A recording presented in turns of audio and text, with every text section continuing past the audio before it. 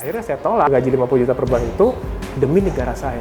Nah, inilah saatnya. Memang jiwanya saya masih muda. Dari umur saya udah 44, saya udah siap untuk terjun. Saya udah selesai dengan saya dan keluarga saya. Anak saya 3, alhamdulillah udah perempuan udah besar-besar.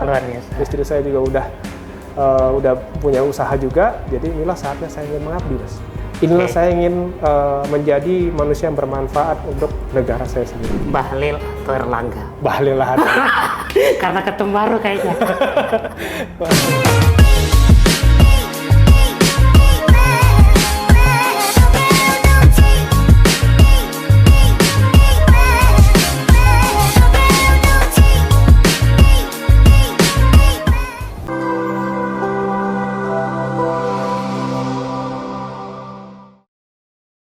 Selamat datang di CPP Talk edisi janji anggota DPR.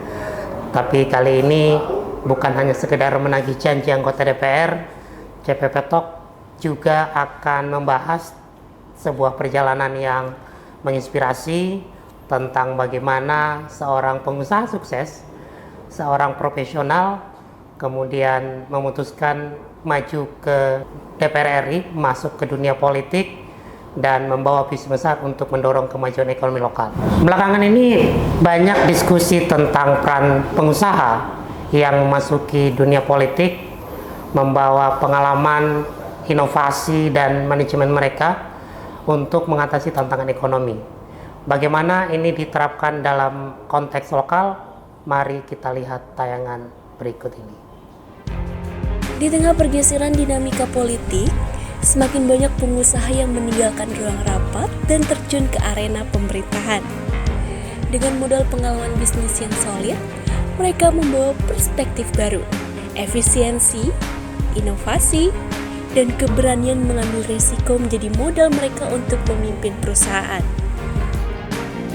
Tak hanya berfokus pada profit, mereka kini berjuang menciptakan kebijakan yang memberdayakan ekonomi lokal dari lapangan kerja hingga peluang usaha baru bagi masyarakat. Dari bisnis ke politik, para pengusaha ini siap mengubah tantangan menjadi peluang, membawa pembangunan ekonomi lokal ke tingkat yang lebih tinggi. Mereka yang pernah memimpin bisnis, kini memimpin perubahan. Seiring dengan isu yang tadi kita bahas, saat ini ada seorang tokoh pengusaha yang berhasil di dunia bisnis dan sekarang memutuskan maju ke dunia politik dan ingin memberikan kontribusi untuk kemajuan ekonomi lokal. Mari kita simak perjalanan karir Bapak Fernando Ganinduto. Dalam perjalanan hidup, setiap langkah membentuk jejak yang menentukan arah masa depan. Fernando Ganinduto, seorang pengusaha sukses yang kini menapaki jalan politik, adalah contoh nyata bagaimana visi dan dedikasi dapat membangun jembatan antara dunia bisnis dan negara tercinta. Lahir dan besar di Jawa Tengah, pria yang akrab disapa Nando ini memulai perjalanan akademiknya dengan tekad dan semangat. Pendidikan di bidang bisnis yang ia tempuh di negeri orang membekalinya dengan keterampilan strategis yang kemudian membawanya meraih sukses di dunia korporasi. Dengan hasrat untuk membawa perubahan nyata, Nando akhirnya beralih ke dunia politik. Kini, sebagai anggota DPR RI terpilih untuk periode 2024 hingga 2029 dari Jawa Tengah 1, ia bertekad untuk menerapkan visi bisnisnya demi kemajuan ekonomi lokal dan negara tercinta. Mari kita sambut Bapak Fernando Ganinduto, anggota DPR RI terpilih periode 2024-2029, yang akan berbagi kisah dan cerita tentang perjalanan politik dan bisnisnya, serta bagaimana nanti dia akan membangkitkan ekonomi lokal. Pak, hari ini pasca terpilih jadi anggota DPR. Alhamdulillah masih tinggal nunggu pelantikan. Minggu-minggu ini kita ada Lemhanas yang kita harus lakuin, itu administrasi yang kita harus jalankan. Ya biasa mas.